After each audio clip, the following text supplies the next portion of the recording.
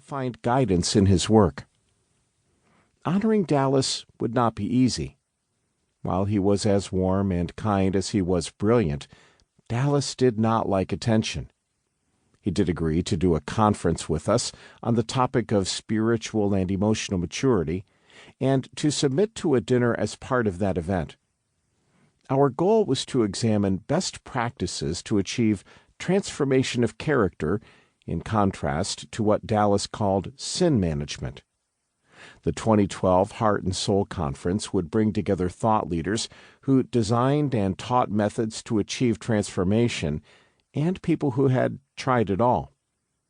Ordinary Christians would meet brain specialists and theologians, and together we would explore, for the first time, how the brain learns Christ-like character. We would examine whether current brain science would change the understanding of human nature that had dominated Christian theology since the Middle Ages. Would knowing how the brain learns character revise how we teach ourselves to be Christian? Heart and Soul began a discussion between Dallas and me that became this book. How does the brain develop an identity and normal human maturity?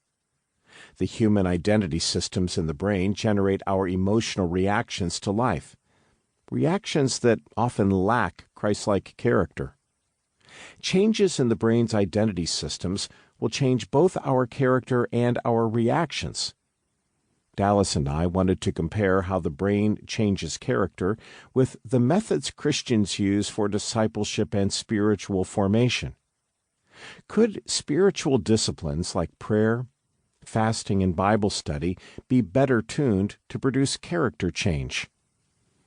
Dallas and I began talking about a joint project on the nature of transformation that could become a book. Shortly after the Heart and Soul Conference, however, Dallas discovered the condition that was to take his life. It was clear that I was to take the path ahead without him. As I drove home, my mind went back to how Dallas acted at the Heart and Soul Conference. I knew he was not well, so we set up a room for him to rest, but Dallas was having none of it. He sat at the front of the auditorium, rarely looking up, but deeply engaged with all who asked him questions. Most audience members had been Christians for over 30 years. Many practiced spiritual disciplines, moved in the Holy Spirit, saw a spiritual director, and had been in therapy or inner healing. Many participants were therapists, teachers, spiritual directors, or ministers of inner healing themselves.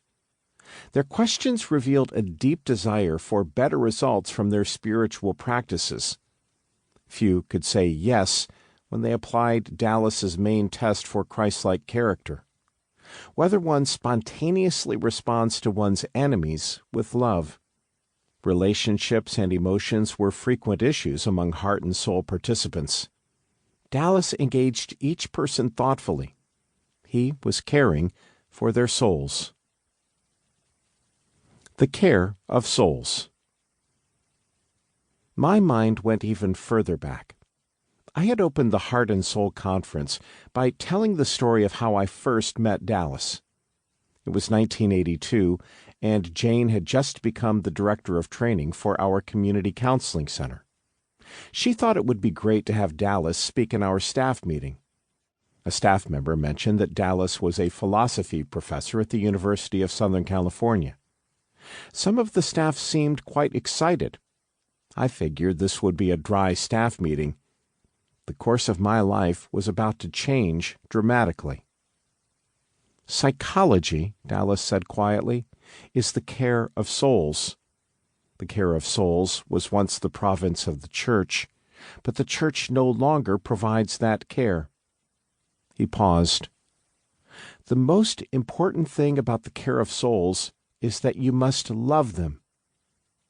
Love souls. My whole professional training had been one of learned disengagement. I carefully learned not to have any emotional connection with clients. That very disengagement was strange, had I stopped to think about it. My interest in psychology began during a spiritual crisis at age 19 when I